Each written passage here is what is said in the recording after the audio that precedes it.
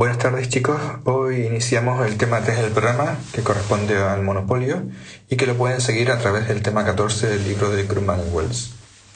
La característica principal del monopolio es que una sola empresa produce un bien para el que no hay sustitutivo cercano. La empresa, en este caso, tiene poder de mercado, quiere decir que la empresa tiene capacidad para influir en el precio o bien en la cantidad vendida en el mercado. O bien define la cantidad o bien define el precio.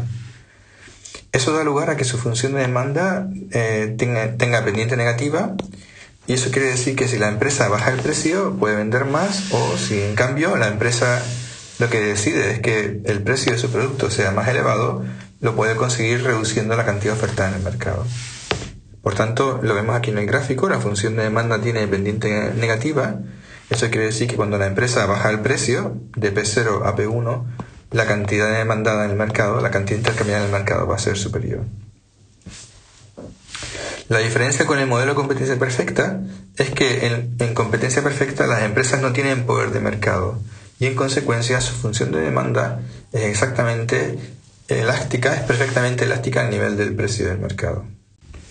Bien, mientras que en el mercado competitivo el ingreso marginal coincide con el precio y por cada unidad que vende la empresa, la variación en el ingreso marginal la variación en el ingreso total, va a ser exactamente igual al precio, es decir, lo que aumenta el ingreso de la empresa va a ser exactamente igual al precio de cada una de las unidades vendidas. En el monopolio no ocurre eso. Y la razón es porque para la empresa vender más lo que tiene que hacer es bajar el precio de P0 a P1. Y eso da lugar a que el ingreso marginal cambie constantemente con cada unidad que vende. Ya en nuestras clases presenciales habíamos definido el ingreso total como el producto entre la función del precio y la cantidad, y habíamos deducido también que la función del ingreso marginal era la derivada del ingreso total con respecto a Q, y por tanto eso nos daba lugar a una expresión como esta, que es la que teníamos ya deducida de clases anteriores, donde el ingreso marginal es la derivada del precio con respecto a Q multiplicado por Q más el precio. La información que está proporcionando el ingreso marginal es cómo cambia el ingreso total de la empresa cuando decide vender una unidad más. Y en este caso, para vender una unidad más, como la función de demanda dependiente negativa, lo que tiene que hacer es bajar el precio de todas las unidades que vendía antes. La primera componente de la expresión lo que nos está diciendo es cuánto baja el precio.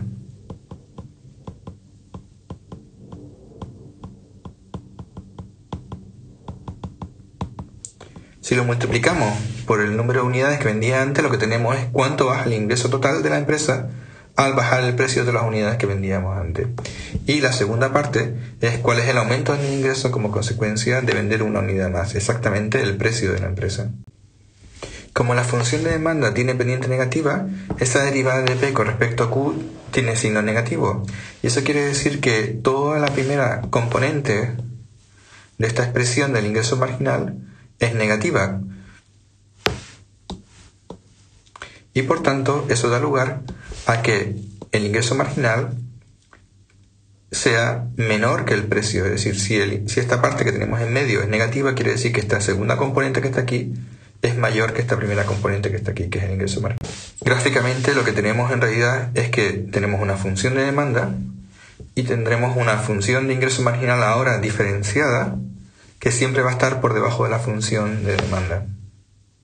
Esta característica del ingreso marginal, esta característica de la relación entre el ingreso marginal y el precio, y la función del precio, va a tener consecuencias muy importantes.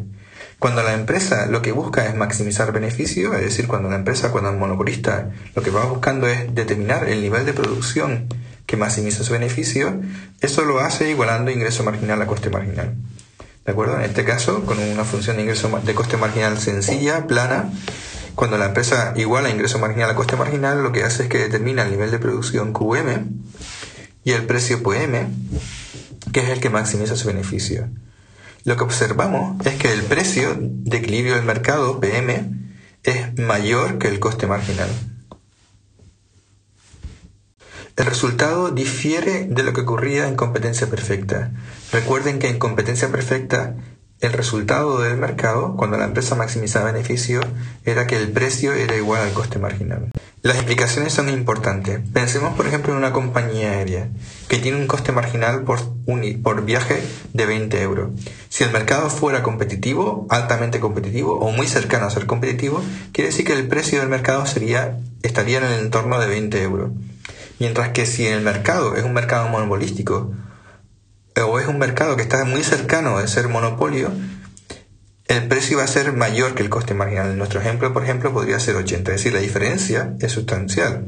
En el monopolio, el precio es mayor que el coste marginal y por tanto no sabemos exactamente cuánto, pero en este ejemplo podríamos darle un valor 80, mientras que si fuera un monopolio, el precio sería exactamente igual al coste marginal, aunque en nuestro ejemplo sería igual a 20.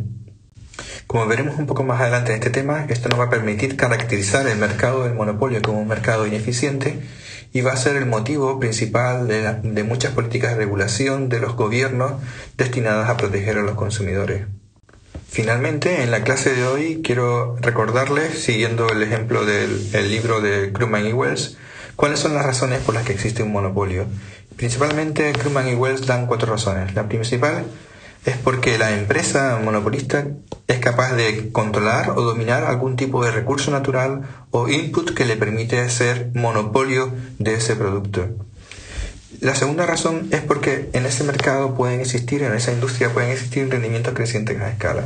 Recuerden que cuando hay rendimientos crecientes a escala, la función de coste medio a largo plazo es una función de coste medio decreciente.